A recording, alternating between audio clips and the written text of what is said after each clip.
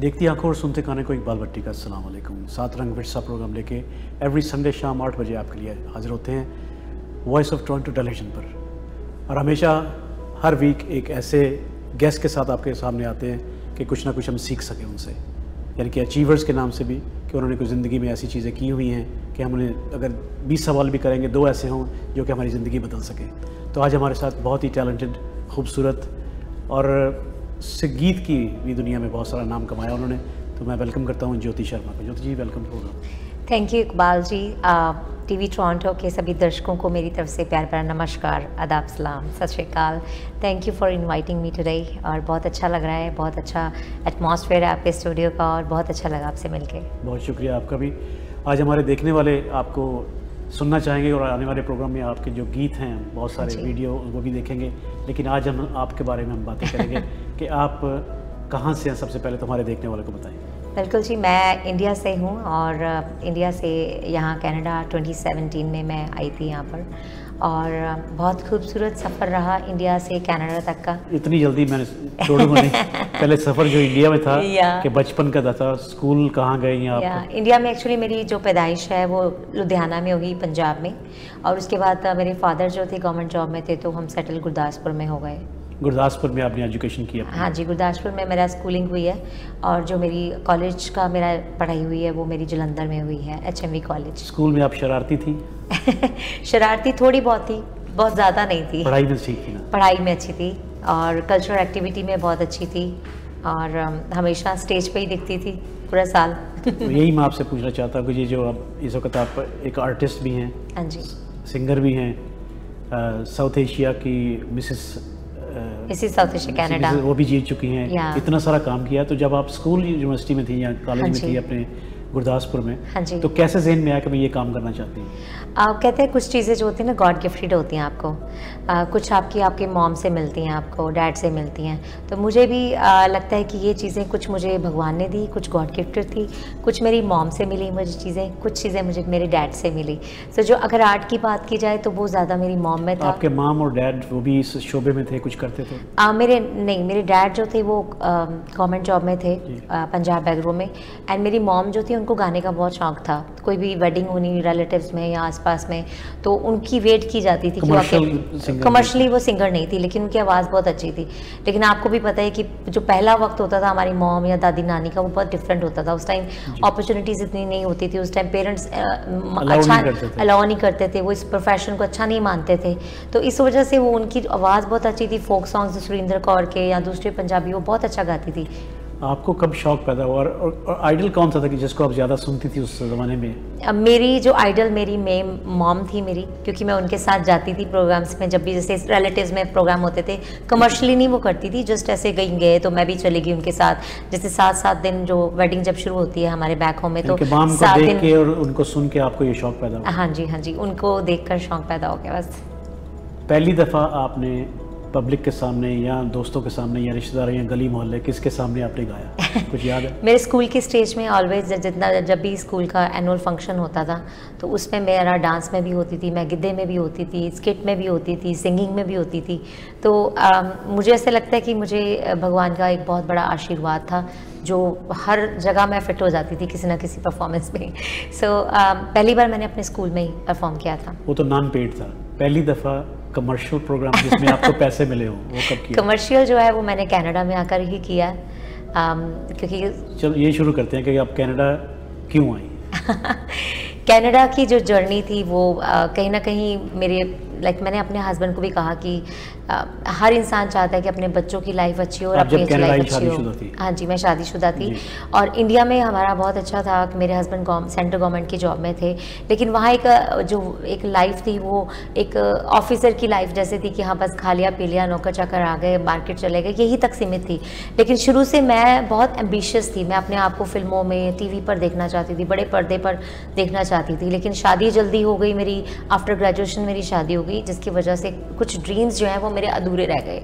सो मैं नहीं चाहती थी कि वो एक जस्ट उसी लाइफ में रहकर मेरे जो ड्रीम्स हैं वो दब जाएं। वो कहीं ना कहीं मुझे, वो कहते हैं ना, ड्रीम्स अगर आपके ट्रू होते हैं, आपका पैशन ट्रू होता है, तो वो आपको सोने नहीं देता। वो आग जो आपके अंदर जलती है वो कहीं ना कहीं आपको भड़कने के लिए मजबूर करती है। तो मुझे भी ये था कि मेरे को एक बड़ा प्लेटफॉर्म मिले, मैं कहीं दूसरी जगह जाऊँ। मैंने सुना था कि जो बाहर की कंट्रीज़ हैं, कनाडा जो एक कंट्री है, वो एक ड्रीम्स को पूरा करने की कंट्री है, जहाँ पर हर किसी को आज़ादी है कुछ भी करने की, लैंड ऑफ अपॉर्चुनिटीज़। यस। सो मैंने भी अपने हस्बैंड को बोला कि चलिए हम भी चलते हैं, बच्चों की एजुकेशन भी अच्छी हो जाएगी और जो हमारे ड्रीम्स अधूरे हैं वो वहाँ जाके हम पूरे कर सकते हैं। पूरे तो हम इंडिया में रह के भी कर सकते हैं, लेकिन वहाँ का जो माहौल है, जब वहाँ के हमारे रिश्तेदार हैं या हमारे आसपास के लोग हैं, हो सकता है वो हमें अलाउ ना करें उस तरफ जाने के लिए। तो इसलिए हम यहाँ पर आए और यहाँ का स्ट्रगल फिर बाकी लोगों जैसे हमने भी किया। जब आप यहाँ पे आई तो क्या आपने इस चीज़ को कंटिन्यू रखा कि आप मॉडलिंग या जब सिंगिंग का करियर जो आपने इसी तरह इसको शुरू रखा? हाँ जी, बिल्कुल। यहाँ पर आते ही मैंने, लोग अक्सर नौकरी की तलाश करते हैं, लेकिन मैंने सबसे पहले तलाश की कि यहाँ कितनी एकेडमीज़ हैं, कितने मीडिया के लोग हैं, कौन कौन सा रेडियो है, कौन कौन सा टीवी है। मैंने कॉल्स करनी सबको दिन में बैठकर, और मैंने जॉब भी ढूंढी क्योंकि वो एक नेसेसिटी थी हमारी गुजारा करने के लिए। या सो पहले टिम हॉर्टन की जॉब मुझे मिल गई, नाइट शिफ्ट थी वो, तो दिन में मैं फिर जब टाइम मिलता था तो मैं यही सर्च करती थी, कॉल्स करनी। तो हर कोई कहता था वॉलंटियर करना पड़ेगा, वॉलंटियर करना पड़ेगा। तो मुझे लगा कि नहीं, चलो वॉलंटियर भी कर लूँ, मैं कुछ सीखने को मिलेगा मुझे। तो मैंने स्टार्ट किया, नचदी जवानी भंगड़ा अकेडमी है वहाँ पर, एज ए इंस्ट्रक्टर मैंने गिद्दा सिखाना शुरू किया वहाँ पर। और उसके साथ साथ मैंने हिंदू सभा टेम्पल है गॉड रोड पे, वहाँ पर मैंने वॉलंटियर शुरू कर दिया, हिंदी पढ़ानी और वहाँ डांस सिखाने बच्चों को। वीकेंड मेरा वहाँ गुजरता था और दूसरी जगह। लेकिन जो आपका पैशन था आपने उसको कंटिन्यू रखा? बिल्कुल, मैंने उसको नहीं छोड़ा मेरे, क्योंकि वो एक मेरा ड्रीम था। जो मेरा पैशन है वो मेरा ड्रीम है कि मैं अपने आप को एक जगह पर देखूं, पर्दे के ऊपर देखूं या लोगों के बीच में देखूं।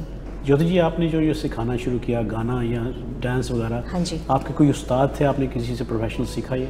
कॉलेज टाइम में जैसे HME में मैं पढ़ी हूँ, वहाँ पर मैंने ग्रेजुएशन वहीं पर की है मैंने। और वहाँ पर भी मेरे पास जैसे आर्ट्स में मैं बहुत ज़्यादा इन्वॉल्व थी। वहाँ पर मैं पूरा साल, मुझे लगता है कि एंड के दिनों में ही मैं पढ़ती थी, पूरा साल मैं स्टेज पे ही होती थी, कभी यूथ फेस्टिवल में, कभी इंटर यूनिवर्सिटी कॉम्पिटिशन में, कभी नेशनल में। सो वहाँ पर भी मैं जैसे classical, Giddha, play, skit, mime, कोई चीज़ ऐसी नहीं होती थी जिसमें मैं नहीं होती थी। तो बहुत सारी अचीवमेंट्स मैंने कॉलेज टाइम में हासिल की।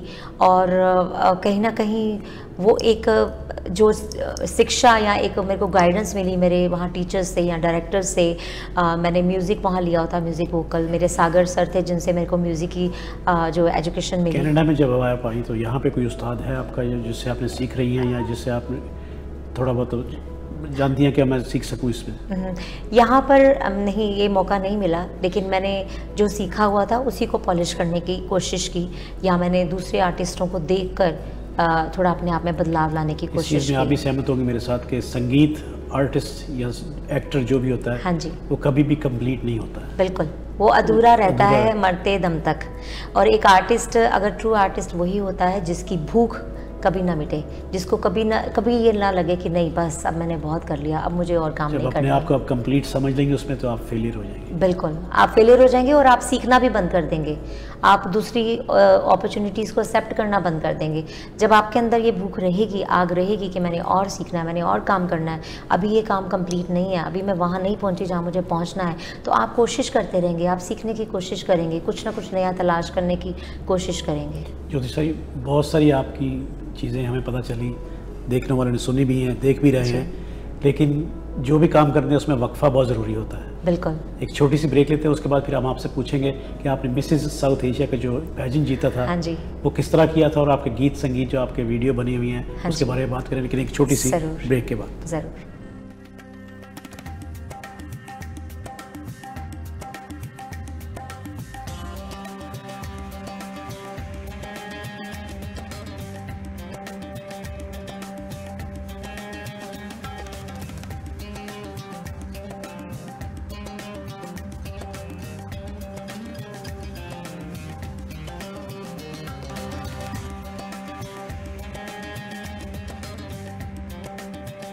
Since 1993, MWC food banks have provided individuals and families with non-perishable food, halal meat, and essential household items. We have a special focus on the needs of our children. Over 10,000 families across Canada rely on MWC food banks to supplement their food requirements. We serve in Scarborough, Mississauga, and in First Nations communities in Ontario, Northwest Territories, and Nunavut. Your generosity can literally change lives. It's time now, more than ever, to look after your neighbor. Charity starts at home. Please donate generously to Muslim Welfare Canada Emergency COVID-19 Food Fund. Call 1-866-754-3111 or visit mwcanada.org. Many families around the world will be facing severe hunger and barely surviving on the brink of starvation. Don't forget them. You can make a difference through Muslim Welfare Canada's Global Qurbani and Zabiha initiative and help provide meals to those who need it the most. Please consider donating Qurbani meat to MWC's food banks in the Greater Toronto Area in Canada. Call us at 1-866-754-3111. Muslim Welfare Canada has made a concerted effort to lead the fight against child labor, poverty, and illiteracy in third world countries through the generous support of our donors. Both girls and boys receive free, good quality education. Help educate a needy child for just $1 a day or $30 per month. Donate generously. Call 1-866-754-3111 or visit mwcanada.org. जिंदगी शम्मा की सूरत हो खुदाया मेरी। मुस्लिम welfare centre के जरिए आप पाकिस्तान के रेगिस्तान में प्यासों को पानी पिला सकते हैं, गरीब बच्चों की तालीम और माली परवरिश कर सकते हैं, बीमारों का मुफ्त इलाज करवा सकते हैं। ज़कात, सदक़ात या फिदिया देने के लिए आज ही हमें फोन करें 1-866-754-3111।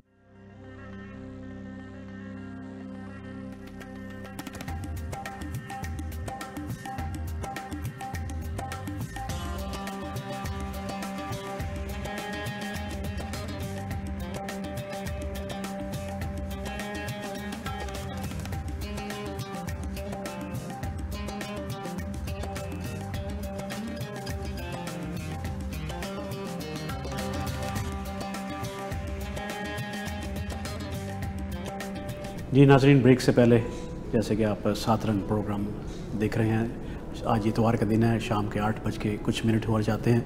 इसी तरह हर वीक आप ये नए गेस्ट के साथ प्रोग्राम देखते हैं। आज हमारे साथ ज्योति शर्मा जो कि बड़ी टैलेंटेड हैं। ब्रेक से पहले मैंने आपको कहा था कि इनसे पूछेंगे कि मिसेस साउथ एशियन पैजेंट आपने जीता था, उसके बारे में थोड़ा सा बताएं। Thank you Iqbal ji again. या मिसेस साउथ एशिया कनाडा जो है 2011 में हुआ था, जो कि रागा मॉडल्स की तरफ से ऑर्गेनाइज़ किया गया था और मेरे लिए एक नई शुरुआत थी तब कनाडा और कैनेडियन लाइफ की। उसमें कौशिक साहब आए थे जो कि एक फैशन डिज़ाइनर हैं बॉलीवुड के, तो उन्होंने आके हमें वर्कशॉप दी थी 1 हफ्ते की। उसमें ग्रूम अप किया था हमें और तब मैं बहुत ज़्यादा चबी थी, अभी भी चबी हूँ, अभी ये कोविड का असर है, लेकिन उस टाइम मैं बहुत ज़्यादा चबी थी। तो मुझे बाकी सब जो मेरे मुकाबले में जो जितने भी पार्टिसिपेंट्स थे सब बहुत ही ग्रूम थे, कमज़ोर थे। इसीलिए तो नहीं जीत लिया आपने।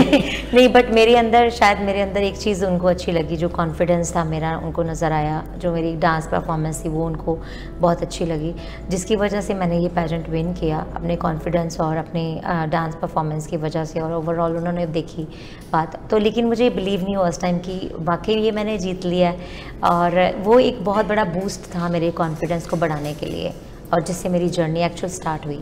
जो मिसेस का अवार्ड था, उसके बाद आपने गीत संगीत बहुत सारे गाने आपने, हाँ जी, खुद आप राइटर भी हैं, मैंने हाँ जी, सुना है आपसे थोड़ा बहुत लिखती भी हैं। हाँ जी। तो सबसे पहले जो आपने गीत रिकॉर्ड करवाया था या किया था वो कौन सा था?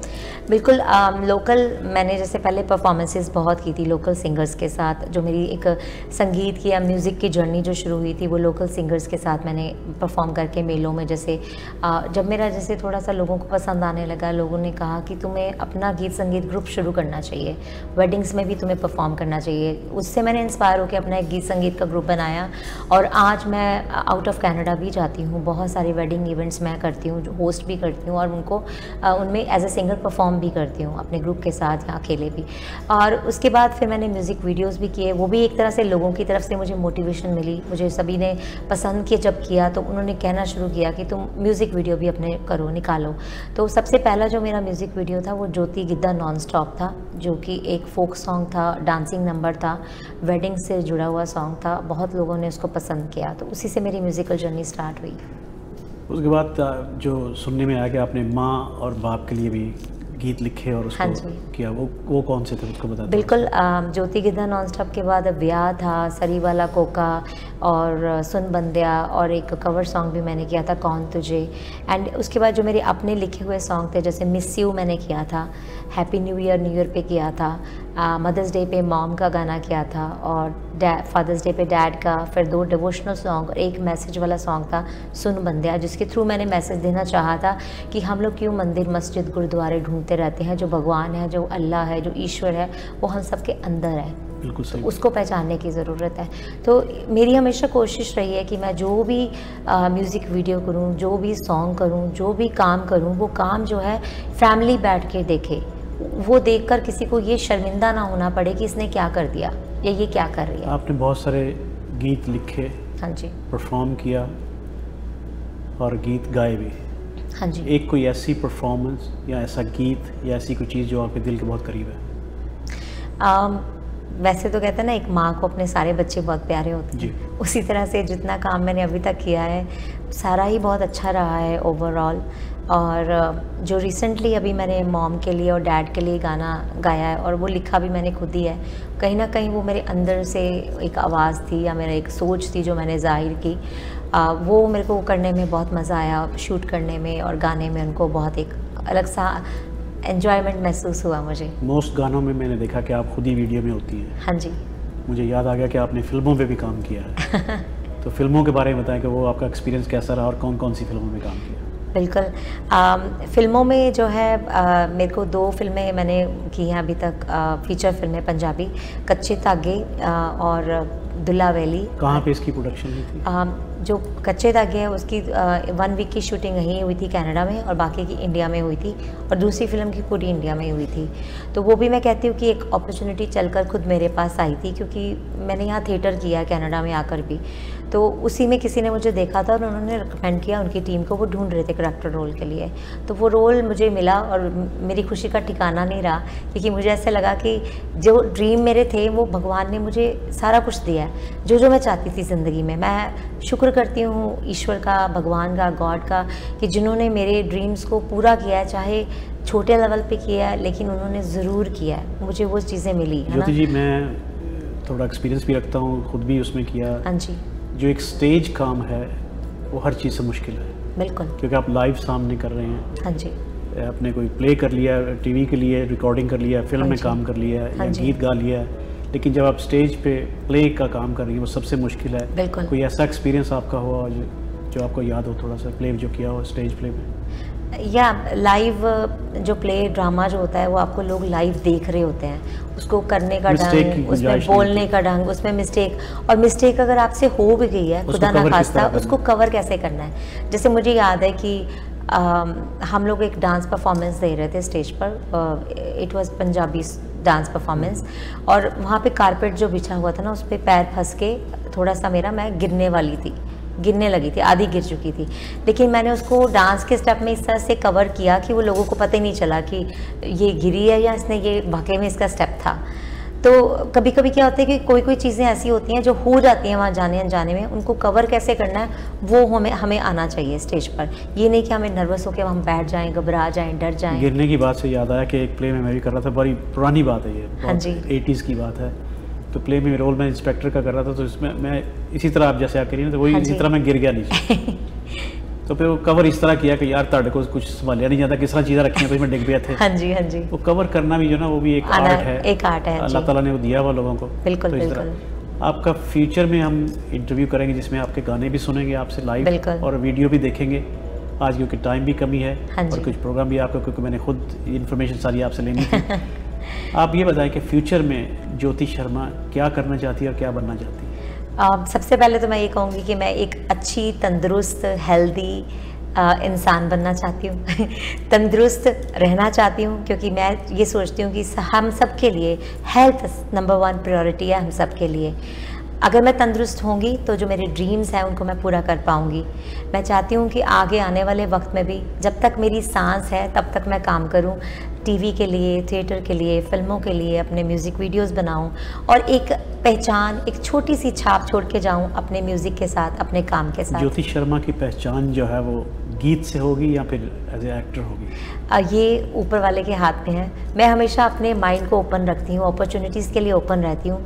अगर मुझे फिल्म में कोई अच्छा प्रोजेक्ट मिलता है तो मैं ज़रूर उसको लेना चाहूँगी और उसमें काम करना चाहूँगी। लेकिन हाँ, अगर फ़िल्म जब तक नहीं कोई चांस मेरे को, क्योंकि फ़िल्म अगर मैं चाहूँ तो मैं आज भी कर सकती हूँ, अगर मैं इंडिया चली जाऊँ, वहाँ रहूँ जाके, मुझे पता है कि मैं वहाँ बहुत काम कर सकती हूँ। लेकिन आज की डेट में मेरे लिए जो फर्स्ट प्रायोरिटी है मेरी फैमिली है, जिसको छोड़ के मैं नहीं जा सकती। अगर खुदा ने, ईश्वर ने मेरी किस्मत में लिखा होगा कि मैं कुछ बड़ा प्रोजेक्ट करूं तो वो खुद हो सकता है मुझे यहीं पर रह के चांस मिल जाए। अदरवाइज़ मैं अपनी जर्नी को फिल्मों के लिए स्टॉप नहीं करूंगी, मैं म्यूज़िक की जर्नी को जारी रखूंगी, जिसकी बदौलत मेरी एक पहचान बनी हुई है मेरी कम्युनिटी में। आज मुझे मेरी फैमिलीज़, कम्युनिटी में जो इतने लोग, सीनियर्स मेरे फैमिलीज़ मुझे सराहती हैं, प्यार करती हैं, रिस्पेक्ट करती हैं, वो मेरी कला की वजह से करती हैं। तो जो म्यूज़िकल जर्नी है वो मेरी इसी तरह से जारी रहेगी और आने वाले वक्त में मेरे सैड रोमांटिक सॉन्ग, मेरे डांस नंबर्स, बहुत अच्छे कमर्शियल सॉन्ग्स मेरे आने वाले हैं। ज्योति हो ये होने वाला था कि जब आप गाती हैं, हाँ जी, देखिए गाने में डिस्को म्यूजिक भी है, ठुमरी भी है, पश्तो भी है, जिस तरह डांस म्यूजिक, हर तरह के गाने हैं, गज़ल भी है, क्लासिकल भी है, हाँ जी, भंगड़ा सॉन्ग भी है। आपको सबसे ज़्यादा कौन सा पसंद है? कैसे, कौन सा गाना पसंद है? मुझे गाना, वैसे तो जो डांसिंग नंबर होते हैं वो ज़्यादा लोगों को अट्रैक्ट करते हैं ना, जो बीट नंबर्स होते हैं, बीट रोमांटिक सॉन्ग जो हैं वो मुझे बहुत पसंद आते हैं। लेकिन मेरे को लगता है कि गाना इस तरह का होना चाहिए, चाहे वो बीट नंबर है या चाहे वो सैड नंबर है, वो किसी के दिल को छू जाए, वो हर किसी को लगे कि ये मेरे लिए ही बना है गाना, या इसमें मेरे इमोशंस हैं। जिस तरह से मैंने अभी मदर्स डे पे या फादर्स डे पे जो सॉन्ग्स मैंने लिखे थे और गाए थे, बहुत सारे लोगों के फीडबैक मुझे आई, कमेंट्स आए कि हम बहुत रोए तुम्हारा ये गाना सुनकर, क्योंकि हमें ऐसा लगा कि ये हमारे लिए है ना। सो इस तरह, इसलिए काम, मुझे लगता है हमेशा उस पर क्वालिटी पे ध्यान देकर काम करना चाहिए और मेरी कोशिश हमेशा ही रहेगी। गज़ल एक बड़ी टेक्निक सी चीज़ है जिसको लोग बहुत सीख के सालों साल तक गाते हैं। हाँ जी, आप गज़ल भी गा लेती हैं माशाल्लाह। गज़ल भी, हाँ जी, मैं गा लेती हूँ और कुछ एक दो गज़ल्स हैं जो मेरी बड़ी फेवरेट हैं। जब भी मुझे गज़ल गाने के लिए कहता है तो मैं वही गज़ल सुनाती हूँ। आपसे एक क्वेश्चन करूँगा कि आप गज़ल सुनती हैं तो, क्योंकि मैं भी हाँ जी ज़्यादा सुनता हूँ। हाँ जी, गज़ल में हमेशा दिल तोड़ने और दिल जीतने वाली बातें की होती, बाकी और कुछ होता ही नहीं है, भंगड़ा वगैरह तो होता ही नहीं उसमें। बिल्कुल, आप सही कह रहे हैं। जब भी गज़ल सुने तो उसमें तो आदमी दुखी बैठा हो तो गज़ल सुनता है कि मैं गज़ल सुन लूँ। हाँ जी, वरना वैसे तो आदमी सुनता ही नहीं गज़ल। बिल्कुल, कई मेरे दोस्त हैं ऐसे, हाँ जी, कि गज़ल लगा देते हैं, यार की लाता तो फिर वही।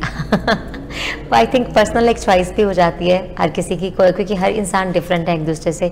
कुछ लोग इमोशनल होते हैं, कुछ लोग इमोशनल इतने नहीं होते, वो हमेशा धूम धड़ाके में रहना चाहते हैं। सो गज़ल जो है वो बहुत एक रूहानियत की चीज़ है, जो उसको लिखा भी जाता है तो रूह से लिखा जाता है, जो एक सुकून और एक, कह लीजिए, जो एक हमारे लाइफ का एक्सपीरियंस हुआ था हमारे साथ, चाहे वो अच्छा है या बुरा है, उसको हम गज़ल में बहुत सलीके से और रूहानियत से पिरोते हैं।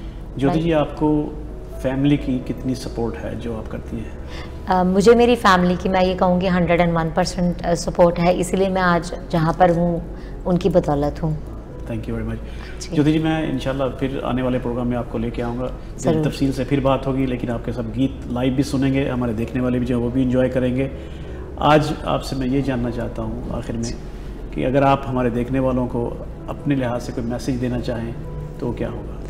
बिल्कुल, मैं यही कहना चाहूँगी कि पैशन को कभी छोड़े ना, पैशन को प्रोफेशन के और फैमिली के साथ लेकर चलें, कभी भी कॉम्प्रोमाइज़ ना करें और पैशन के लिए। अगर पैशन दिल से है तो उसको दिल से निभाएं और अपने बलबूते पर, अपनी हिम्मत से निभाएं। किसी दूसरे के ऊपर डिपेंड ना रहें कि वो हमारे पैशन को कंप्लीट करने में हमारी मदद करेगा। और सबसे बड़ी बात, अपने आप को हेल्दी रखें, अपने आप को सेफ रखें, क्योंकि आप अगर खुद तंदुरुस्त हैं और अगर आप खुद अपने आप से प्यार करते हैं तो आप सबसे प्यार करेंगे और सबका ध्यान रखेंगे। और इसी के साथ ये भी गुजारिश करूँगी कि please follow me on all the social media handles, do subscribe my YouTube channel and do like my Facebook page.